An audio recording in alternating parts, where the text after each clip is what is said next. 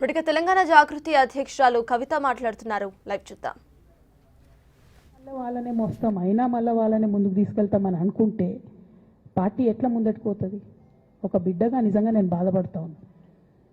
ఇవాళ 5 సంవత్సరాలు ఇరిగేషన్ మంత్రిగా చేసినటువంటి హరీష్ రావు గారిది మేజర్ పాత్ర లేదా దీంట్లో? అందుకే కదా కేసీఆర్ గారు వారిని సెకండ్ టర్మ్లో తప్పించిండ్రు. ఈ మొత్తం కాళేశ్వరం ఎపిసోడ్లో కేసీఆర్ గారికి మరక అంటిందంటే 2-3 వ్యక్తులు కారణం. మాజీ రాజ్యసభ సభ్యుడు ఒకలైతే, హరీష్ రావు గారు ఒకలైతే, మేఘా కృష్ణారెడ్డి గారు ఇంకోడు, మేఘానో బోగానో ఏదో. ఈ పెద్ద పెద్ద కాంట్రాక్టర్లు అందరితో కుమ్మక్కై కేసీఆర్ గారు ప్రజల కోసం ఆలోచన చేస్తే, నీళ్ల కోసం ఆలోచన చేస్తే, వీళ్ళు సొంత వనరుల కోసం, డెవలప్మెంట్ కోసం, ఆస్తులు పెంచుకోవడం కోసం ఆలోచన చేసి ఇవాళ మీ వల్ల రేవంత్ రెడ్డి లాంటి వ్యక్తి, తెలంగాణ ఉద్యమానికి సంబంధం లేని వ్యక్తి, కేసీఆర్ గారి కాలి గోటికి సరిపోని వ్యక్తి, ఆయన నిలబడి కేసీఆర్ గారిని చెయ్యెత్తి చూపించి కేసీఆర్ గారి మీద సిబిఐ ఇవాళ నేను వేస్తా అని చెప్తున్నాడంటే కారణం ఎవరు దీనికి? నేను భరించిన, ఇదే హరీష్ రావు గారు, ఇదే సంతోష్ రావు గారు అనేక కుట్రలు చేసినా కూడా భరించిన. నా మీద ఓపెన్గా మీడియా మిత్రులందరితో రకరకాల మాటలు చెప్తే కూడా నేను భరించిన. నా పర్సనల్ అటాక్కి నేను ఎప్పుడు కూడా వాళ్ళను ఇంతవరకు పేరు పెట్టి పిలవలేదు, మాట్లాడలేదు. ఫస్ట్ టైం చెప్తున్నా. నేను ఎందుకోసం చెప్తున్నా? కేసీఆర్ గారికి ఈ వయసులో సిబిఐ ఎంక్వైరీ ఏందండి? ఎందుకోసం ఆ కర్మ పట్టింది? ఎందుకు భరించాలి? ఇటువంటి వాళ్ళని చూస్తూ ఎందుకోసం ప్రొటెక్ట్ చేసుకోవాలి? బీఆర్ఎస్ పార్టీ తమ్ముల కోపం రావచ్చు, కానీ వాస్తవాలు చేదుగున్నా అప్పుడప్పుడు మాట్లాడుకుంటేనే, మందు తీసుకుంటేనే ఆరోగ్యం మంచిగా అవుతుంది. ఇట్లా చెప్పుకుంటూ పోతే చాలా చాలా అంశాలు ఉన్నాయి. వాటన్నిటి జోలికి నేను పోదలుచుకోలేదు. కానీ కేసీఆర్ గారు హిమాలయ పర్వతం అంత ఎత్తు లాంటి పర్సనాలిటీ ఆయనది. ఆయనను చేయబెట్టి చూపించి అవినీతి అని అంటే నిజంగా చాలా బాధ అవుతా ఉన్నది. ఎందుకంటే నా పెళ్ళప్పుడు నా పెళ్లి చేయడానికి కూడా ఇబ్బంది పడ్డటువంటి వ్యక్తి ఆయన. రాజకీయాలలో 40-50 ఏళ్ళు ఉంటే కూడా ఆస్తులు సంపాదించుకోలే కేసీఆర్ గారు. అనేక మంది వాళ్ళు మాట్లాడుతుంటారు, చాలా మాటలు మాట్లాడుతుంటారు, కానీ నాకు తెలుసు, నేను దగ్గరుండి ఆర్థిక పరిస్థితి చూసిన కాబట్టి ఎన్నడూ ఆయనకు ఆశ లేదు. అటువంటి మనిషిని పట్టుకొని సిబిఐ ఎంక్వైరీ ఇస్తాం, ఇదేస్తాం, అదేస్తాం. ఎవరు కారణం దీనికి అంతటికి? ఈ చేతగాని కాంగ్రెస్ ప్రభుత్వం మీ ఏసీబీ వాళ్ళు పోయి కాళేశ్వరంలో పనిచేసిన 3 ఇంజనీర్లను పట్టుకుంటే ఒక్కొక్క ఇంజనీర్ దగ్గర 100 కోట్ల ఆస్తులు వెళ్తే మీకు ఎందుకు ఎంక్వైరీ చేసే దమ్ము లేదు? వాళ్ళు వెనకాల ఎవరు ఉన్నారో ఎందుకు ఎంక్వైరీ చేస్తలేరు? ఖచ్చితంగా నేను ఇవాళ చెప్తా ఉన్నా, హరీష్ రావు గారు వెనక, సంతోష్ రావు గారు వెనక రేవంత్ రెడ్డి గారు ఉన్నారు. వాళ్ళని ఖచ్చితంగా కాపాడతారు. అన్ని విషయాలను వాళ్ళని ఏమనరు, వాళ్ళ గురించి ఏం మాట్లాడరు. బాణం ఎంతసేపు కేసీఆర్ గారి మీద ఉంటుంది. కేసీఆర్ గారిని మాట్లాడాలి, కేసీఆర్ గారిని బదనాం చేయాలి. కానీ దగ్గరుండి ఈ అవినీతి అనకొండలు బీఆర్ఎస్ పార్టీని ఏదైతే డిస్టర్బ్ చేసిండ్రో వాళ్ళని మాత్రం ఏమనరు. ఈ ఇంటర్నల్ అండర్స్టాండింగ్ అనేది ఎక్స్పోజ్ కావాలి. రేపటి నుంచి నేను ఛాలెంజ్ చేసి చెప్తున్నా కదా, రేపటి నుంచి ఏం మాట్లాడతారు తెలుసా? ఈ మొత్తం బ్యాచ్లన్నిటికీ సోషల్ మీడియా బ్యాచ్లు ఉన్నాయి. వీళ్ళందరికీ బాగా చాలా చాలా బ్యాచ్లు ఉన్నాయి. వాళ్ళంతా రేపటి నుంచి ఏమంటారు? నన్ను ఒకళ్ళు బీజేపీ ఆపరేట్ చేస్తుంది అంటారు, ఒకళ్ళు కాంగ్రెస్ ఆపరేట్ చేస్తుంది అంటారు, ఒకళ్ళు రేవంత్ రెడ్డి చెప్తే మాట్లాడుతుంది అంటారు, ఇంకోళ్ళు బండి సంజయ్ చెప్తే మాట్లాడుతుంది అంటారు. ఖబర్దార్ బిడ్డ, నేను ఎవరు చెప్తే ఆడేటటువంటి తోలుబొమ్మని కాదు. నాది నాది నాది నాది కేసీఆర్ బ్లడ్, నా తెలంగాణ బ్లడ్. ఇండిపెండెంట్గా నేను అనుకున్న విషయాన్ని చెప్తున్నాను. దానికి పొలిటికల్గా ఇబ్బంది అయినా, కష్టమైనా, నష్టమైనా నేనే భరిస్తా. కానీ దేవుళ్ళ లాంటి మా నాన్నను ఇవాళ సిబిఐ ఎంక్వైరీ చేసిండ్రంటే కడుపు రగులుకపోతా ఉంది ఒక బిడ్డగా. అందుకే చెప్తున్నా, ఇన్ని రోజులు చెప్పలే. ఆ మధ్యలో పోయినసారి నా కొడుకు గ్రాడ్యుయేట్ అయినప్పుడు వచ్చినప్పుడు నేను మా నాన్నకు రాసుకున్న లెటర్ లీక్ చేస్తే కూడా ఆ 70, 80, 90 రోజుల నాకు నరకం చూపిస్తున్నారు. ప్రతిరోజు సోషల్ మీడియాలో ఇష్టం వచ్చినట్టు రాపిస్తున్నారు. ఎప్పుడు వీళ్ళ పేర్లు తీసుకోలే, ఇష్టం వచ్చినట్టు ప్రెస్ వాళ్ళకు మాట్లాడుతూ చాలా విషయాలు చెప్తున్నారు. ఎప్పుడు వాళ్ళ పేర్లు తీసుకోలే. ఇలా తీసుకుంటున్నా, ఎందుకంటే విషయం నాది కాదు. ఇది తెలంగాణ పరువు ప్రతిష్టకు సంబంధించిన విషయం. ఇలా దేశంలో ఏ మూలకు పోయినా, ఎక్కడికి పోయినా కేసీఆర్ అంటే ఒక మహానాయకుడు, త్యాగం చేసిన నాయకుడు అని చెప్పి మాట్లాడతారు. రేపటి నుంచి ఏం మాట్లాడతారు? సిబిఐ ఎంక్వైరీ వస్తే ఏం మాట్లాడతారు? కేసీఆర్ అంటే సిబిఐ కేసు అంటారు. మా నాన్న పరువు పోతే నాకా బాధ, మీకా? మీకు పైసలు కావాలి కదా, మీకు పేరుతోనేం పని? ఇంకా కూడా ఈ విషయాలు అర్థం చేసుకోకుండా, ఇంకా కూడా ఇటువంటి వ్యక్తుల్ని దూరం పెట్టుకోకుండా ఉంటే ఇక కేసీఆర్ గారి మీద సిబిఐ కేసు వేసేటటువంటి స్థాయికి వచ్చినాక ఏం పార్టీ ఉంటేంది పోతుంది. బీఆర్ఎస్ పార్టీ నాయకులు నన్ను తిట్టుకున్నా సరే, లోకల్ బాడీ ఎన్నికలలో నాకు నష్టం జరుగుతుంది అనుకున్నా సరే, మా నాన్న మీద సిబిఐ ఎంక్వైరీ పడ్డాక ఏముంది, తొక్కల ఎలక్షన్ ఒకటి గెలుస్తారు, ఒకటి ఓడిపోతారు. అసలు ఓడిపోయే పరిస్థితి ఎట్లా వచ్చింది? ఇటువంటి దుర్మార్గుల వల్ల కాదా వచ్చింది? ఆలోచన చేసుకోవాలి కదా. ఓ అంటే నా దగ్గర పైసలు ఉన్నాయి, టీవీలు ఉన్నాయి, సోషల్ మీడియాలు ఉన్నాయి, ఏటు పడితే అటు మాట్లాడతామంటే తోలు తీస్తాం చెప్తున్నా నేను. గీత గీసుకుంటాం బిడ్డ. మీరు ఒక్క కమెంట్ పెడితే మేము 10 చేస్తాం. ఏది పడితే అది మాట్లాడచ్చు సోషల్ మీడియాలో అనుకుంటూ చూసుకుంటూ ఊరుకుంటున్నా.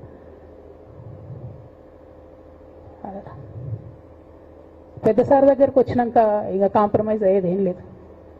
ఘోష్ కమిషన్ వేసిన రోజే నేను చెప్పిన, ఎందుకు రియాక్ట్ కాలేదు పార్టీ అని అడిగిన ఆ రోజునే. నిన్న సిబిఐ ఎంక్వైరీ వేస్తున్నా అని రేవంత్ రెడ్డి గారు అసెంబ్లీలో చెప్తే తెలంగాణ బంద్ ఖాళీ వద్దా, బగ్గుమనొద్దా తెలంగాణ? ఎట్లా మాట్లాడతారు? నిజంగానే మనిషి అవినీతి అయితే, నిజంగానే మనిషి డబ్బులు తినోడైతే వేరు మాట. ఆయనకు తిండి మీద కూడా ధ్యాస ఉండదా బాబు? తెలంగాణ అదే పిచ్చి. అట్లాంటి మనిషిని పట్టుకొని ఇవాళ ఏది పడితే అది మాట్లాడితే కూడా రియాక్ట్ కాకపోవడం చాలా దారుణం, చాలా దారుణం. నేను దీన్ని తీవ్రంగా ఖండిస్తున్నా. At the same time Congress government PC Ghosh commission వేసిండ్రు. రెండేళ్ల నుంచి టైంపాస్ చేస్తారు. ఆ కమిషన్ రిపోర్ట్ వచ్చింది. ఆ రిపోర్ట్ నిన్న అసెంబ్లీలో పెట్టిండ్రు. ఇంకా దానికి ఏమిట్లకేం లేదు, దాంట్లోకి ఏం చర్యలు తీసుకుంటారో చెప్పారు, ఏం చేస్తారో చెప్పారు, తక్కువని సిబిఐకి ఇచ్చేస్తారు. అంటే ఇది ప్రీమెడిటేటెడ్, ఖచ్చితంగా కేసీఆర్ గారి ప్రతిష్ట దెబ్బతీయాలనేటటువంటి ప్రీమెడిటేటెడ్ అటాక్ తప్పితే ఇంకోటి కాదు. ఇన్ని ఏజెన్సీస్ ఉన్నాయి రాష్ట్ర ప్రభుత్వంలో. మీ ఏసీబీకే దొరికింది కదా ఇదే కాళేశ్వరంలో అవినీతి తిమంగళాలు. ఏమైంది? ఆ రిపోర్ట్ ఏమైంది? వాళ్ళ మీద చర్యలు ఏమైనాయి? దాని కంక్లూజన్ ఏంది? ఒక్క చిన్న ఎంక్వైరీ కూడా ఇప్పటివరకు కంక్లూడ్ చేయలేదు కాంగ్రెస్ గవర్నమెంట్. ప్రచారం ఎక్కువ, పని తక్కువ. ఎప్పుడైనా మీ తప్పిదాలు బయటపడుతున్నాయి అనుకుంటే, ఎప్పుడన్నా ప్రజలు తిరగబడతారు అనుకుంటే వెంటనే ఒక రిపోర్ట్ వేయాలి, వెంటనే కేసీఆర్ మీద ఒక ఆరోపణ చేయాలి. ఇప్పటికి కూడా రేవంత్ రెడ్డి గారికి కేసీఆర్ గారి పేరు చెప్పుకోకపోతే ఆయన ఫోటో కూడా పేపర్లో వేరేమని భయం పాపం. అందుకని ఆయన రోజు పొద్దుగాలేస్తే కేసీఆర్ని తిట్టుడే తప్పితే ఇంతవరకు కూడా వేరే ఆలోచన చేయడం లేదు. మేము డిమాండ్ చేస్తూ ఉన్నాం కాంగ్రెస్ ప్రభుత్వాన్ని, మీరు బట్టగాల్చి మీదేసినట్టు ఆరోపణలు వేయడం కాదు, మీకు దమ్ము ధైర్యం ఉంటే నేను పేర్లు కూడా చెప్పిన, చూడండి ఎక్కడి వరకు పోతారో చూస్తాం. మీకు అండర్స్టాండింగ్ లేకపోతే మీకు అండర్స్టాండింగ్ పెట్టుకొని కేసీఆర్ గారిని టార్గెట్ చేయడం ఇది పొలిటికల్గా కరెక్ట్ కాదు. మన రాష్ట్రంలో ఇటువంటి వాతావరణం ఇదివరకు లేకుండే, రేపు పొద్దున కూడా ఉండొద్దని చెప్పి నేను కోరుతాను. కాంగ్రెస్ ప్రభుత్వం కేవలం కాళేశ్వరం విషయమే కాదు, బీసీల విషయంలో ఎంతగా మోసం చేస్తున్నారు. ఫస్ట్ ఏమో బిల్లు పెడతారు, మేమందరం లొల్లి పెడితే టైంపాస్ చేసి 1.5 year తర్వాత బిల్లు పెట్టిరు. బిల్లు పెడితే కనీసం గవర్నర్ దగ్గర పోరు, కనీసం రాష్ట్రపతి దగ్గర పోరు, ప్రధానమంత్రి దగ్గర పోరు. గవర్నర్ పెండింగ్ పెట్టుకుంటే ఎందుకు సుప్రీంకోర్టు కోతలేరు? ఇంకా కూడా మళ్ళీ ఛాలెంజ్ చేసి అడుగుతా ఉన్నాను నేను, ఎందుకు సుప్రీంకోర్టు కోతలేరు? మీరు September 30 లోపల ఎన్నికలు చేస్తామని చెప్పిండ్రు. September 30 లోపలన్నా సుప్రీంకోర్టుకు పోండి. డీమ్ టు బి అప్రూవ్డ్ అనుకుంటే ఇదే ఎలక్షన్లో బెనిఫిట్ అవుతుంది కదా బీసీలకు. ఆ తర్వాత ఇంకొక ఆర్డినెన్స్ తెచ్చిరు, అది పెండింగ్ ఉంది గవర్నర్ దగ్గర. కనీసం దాని మీద సుప్రీంకోర్టు కోండి, దాని మీద కూడా పోతలేరు. మళ్ళీ నిన్న కొత్త కథ, 50% స్లాబ్ ఎత్తేస్తామట. కామెడీ రోజు రోజుకి. ఏంది ఇది? ఎందుకోసం అంటే ఇదంతా బీహార్లో ఎన్నికలు అవుతున్నాయి. వాళ్ళ రాహుల్ గాంధీ గారి పిఆర్ యాక్టివిటీకి రోజు ముచ్చట చెప్పాలి ఆయన. ఇక్కడ వీళ్ళు నిన్న 50% క్యాప్ ఎత్తేస్తున్నామని కొత్త కథ చెప్పిండ్రు. మీరు చూడండి రేపెల్లు నుంచి రాహుల్ గాంధీ బీహార్లో ఏం మాట్లాడతాడు. హమ్నే 50% సీట్ తోడది అంటాడు ఆయన బీహార్ ఎన్నికలలో. ఆయన అక్కడ చెప్పుకోవాలి కాబట్టి పిఆర్ యాక్టివిటీ కోసం వీళ్ళు ఇక్కడ చేస్తున్నారు తప్పితే బీహార్ ఎన్నికల కోసం తెలంగాణ బీసీ బిడ్డలను బలిపెడుతున్నారు రేవంత్ రెడ్డి గారు తప్పితే నిజంగా చిత్తశుద్ధితోని బీసీలకు ఏదైనా బెనిఫిట్ చేద్దామనే ఉద్దేశమే మీకు లేదు. అటువంటి ఉద్దేశం మీకు ఉంటే మీ వైఖరి ఇట్లా ఉండదు. కేవలం కాంగ్రెస్ పార్టీ బీసీలను నయవంచన చేస్తున్నది. మీరు ఇట్లనే చేస్తుంటే బీహార్ ఎన్నికలు వస్తే మేము తెలంగాణ జాగృతి మొత్తం పోయి బీహార్లో మీకు వ్యతిరేకంగా ప్రచారం చేస్తాం. తెలంగాణ బీసీలను మీరు మోసం చేసిరని చెప్పి అక్కడికి పోయి కూడా మీకు ప్రచారం చేస్తాం. మీ యొక్క బండారం కూడా బయట పెడతామని ఈ సందర్భంగా నేను తెలియజేస్తా ఉన్నా. బీసీల విషయమైనా కాళేశ్వరం విషయమైనా చిత్తశుద్ధి లేనటువంటి కాంగ్రెస్ పార్టీని ఖచ్చితంగా మీ వైఖరిని ఎండగడతామని చెప్పి తెలియజేస్తూ, సిబిఐ ఎంక్వైరీ వేసుకున్నా మీరు ఏ ఎంక్వైరీ వేసుకున్నా కేసీఆర్ గారు మాత్రం కడిగిన ముత్యంలాగా బయటకు వస్తారని మళ్ళొకసారి తెలియజేసుకుంటూ మీ అందరి దగ్గర కూడా నేను సెలవు తీసుకుంటా ఉన్నాను. Thank you. జై తెలంగాణ, జై జాగృతి, జై కేసీఆర్.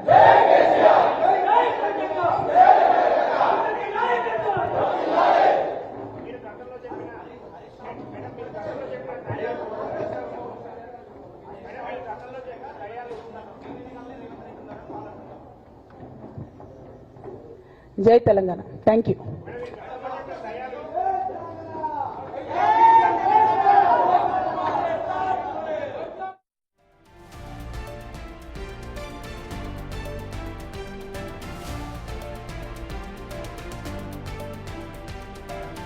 తెలంగాణ జాగృతి అధ్యక్షురాలు కవిత హాట్ కామెంట్స్ చేశారు. బీఆర్ఎస్ పార్టీకి సంబంధించి కొన్ని కీలక కామెంట్స్ చేశారు. ఆవిడ ఇటు హరీష్ రావుకు వ్యతిరేకంగా కూడా ఆమె కామెంట్ చేశారు. హరీష్ రావుకి సంబంధించి ఆమె ఫైర్ అయ్యారు. హరీష్ రావు, సంతోష్ రావు, మేఘా కృష్ణారెడ్డిల వల్లే ఇదంతా కూడా జరుగుతుంది అంటూ కూడా ఆవిడ కామెంట్ చేశారు. అయితే కేసీఆర్ కు సంబంధించి కావాలనే కుట్ర చేస్తున్నారంటూ కూడా కామెంట్ చేశారు కవిత. అనుక్షణం కేసీఆర్ గారి పరిపాలన బాగాలేదని చెప్పడం తప్పితే మరి వాళ్ళు ప్రజలకు ఏం చేస్తున్నారని మాత్రం ఇప్పటికి కూడా చెప్పడం లేదు. అన్ని రకాలుగా ప్రజల్ని ఫెయిల్ చేసి నిన్న మొన్న వరదలు వస్తే కూడా కనీసం ప్రభుత్వం ఆదుకోలేనటువంటి దయనీయమైనటువంటి పరిస్థితిలో ఉన్నది. అంతేకాదు మేమందరం ఎంపీలుగా పనిచేసినటువంటి అనుభవం ఉంది. కేసీఆర్ గారు అయితే యూరియా కోసం మమ్మల్ని 6 నెలల ముందు నుండి చేజ్ చేసేవాళ్ళు. మీరందరూ వెళ్ళండి, తీసుకురండి, మంత్రుల్ని కలవండి, యూరియా ముందే తెచ్చుకుందాం, స్టాక్ పెట్టుకుందాం అని చెప్పి.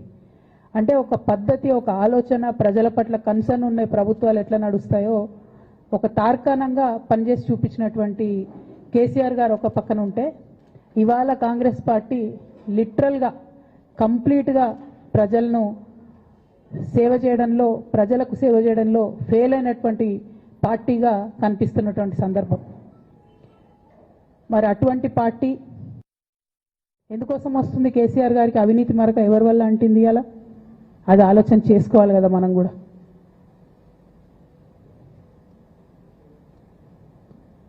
కొంతమంది కేసీఆర్ గారి పక్కన ఉన్నటువంటి వాళ్ళు కేసీఆర్ గారి పేరు చెప్పుకొని అనేక రకాలుగా లబ్ధి పొంది వారు చేసినటువంటి అనేక చెత్త పనుల వల్ల ఇవాళ కేసీఆర్ గారి పేరు బద్నామయ్యే పరిస్థితి వచ్చింది. అయినా మళ్ళీ వాళ్ళనే మోస్తాం, అయినా మళ్ళీ వాళ్ళనే ముందుకు తీసుకెళ్తామని అనుకుంటే పార్టీ ఎట్లా ముందట్టుకోతుంది? ఒక బిడ్డగా నిజంగా నేను బాధపడతా ఉన్నా. ఇవాళ 5 సంవత్సరాలు ఇరిగేషన్ మంత్రిగా చేసినటువంటి హరీష్ రావు గారిది మేజర్ పాత్ర లేదా దీంట్లో? అందుకే కదా కేసీఆర్ గారు వారిని సెకండ్ టర్మ్లో తప్పించిండ్రు. ఈ మొత్తం కాళేశ్వరం ఎపిసోడ్లో కేసీఆర్ గారికి మరక అంటిందంటే 2-3 వ్యక్తులు కారణం. మాజీ రాజ్యసభ సభ్యుడు ఒకలైతే, హరీష్ రావు గారు ఒకలైతే, మేఘా కృష్ణారెడ్డి గారు ఇంకోడు, మేఘానో బోగానో ఏదో. ఈ పెద్ద పెద్ద కాంట్రాక్టర్లు అందరితో కుమ్మక్కై కేసీఆర్ గారు ప్రజల కోసం ఆలోచన చేస్తే, నీళ్ల కోసం ఆలోచన చేస్తే, వీళ్ళు సొంత వనరుల కోసం, డెవలప్మెంట్ కోసం, ఆస్తులు పెంచుకోవడం కోసం ఆలోచన చేసి ఇవాళ మీ వల్ల రేవంత్ రెడ్డి లాంటి వ్యక్తి, తెలంగాణ ఉద్యమానికి సంబంధం లేని వ్యక్తి, కేసీఆర్ గారి కాలి గోటికి సరిపోని వ్యక్తి, ఆయన నిలబడి కేసీఆర్ గారిని చెయ్యెత్తి చూపించి కేసీఆర్ గారి మీద సిబిఐ ఇవాళ నేను వేస్తా అని చెప్తున్నాడంటే కారణం ఎవరు దీనికి? నేను భరించిన ఇదే హరీష్ రావు గారు, ఇదే సంతోష్ రావు గారు అనేక కుట్రలు చేసినా కూడా భరించిన. నా మీద ఓపెన్గా మీడియా మిత్రులందరితో రకరకాల మాటలు చెప్తే కూడా నేను భరించిన. నా పర్సనల్ అటాక్కి నేను ఎప్పుడు కూడా వాళ్ళను ఇంతవరకు పేరు పెట్టి పిలవలేదు, మాట్లాడలేదు. ఫస్ట్ టైం చెప్తున్నా. నేను ఎందుకోసం చెప్తున్నా? కేసీఆర్ గారికి ఈ వయసులో సిబిఐ ఎంక్వైరీ ఏందండి? ఎందుకోసం ఆ కర్మ పట్టింది? ఎందుకు భరించాలి? ఇటువంటి వాళ్ళని చూస్తూ ఎందుకోసం ప్రొటెక్ట్ చేసుకోవాలి? బీఆర్ఎస్ పార్టీ తమ్ముల కోపం రావచ్చు, కానీ వాస్తవాలు చేదుగున్నా అప్పుడు